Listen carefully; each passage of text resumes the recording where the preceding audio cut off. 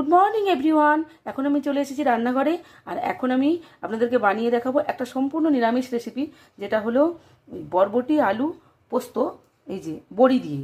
আর সেই জন্য বরবটি নিয়েছি কেটে, এখানে আলু নিয়েছি কেটে, এখানে এই যে বড়ি নিয়ে নিয়েছি, আর এখানে বেশ অনেকটা পরিমাণ পোস্ত আর লঙ্কা নিয়েছি, এটা বেটে নেব। আর নিয়েছি একটা টমেটো। তো তাহলে এখন আমি এই পোস্ত আর লঙ্কাটা বেটে নিই, তারপর আসছি আপনাদের সামনে।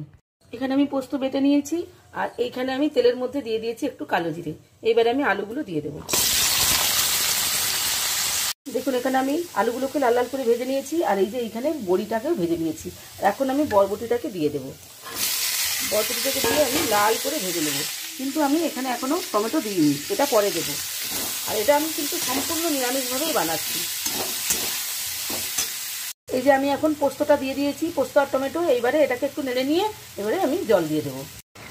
আমার রেডি হয়ে গেছে সিম্পল অথচ দারুণ রেসিপি, বরবটি আলু বড়ি পোস্ত।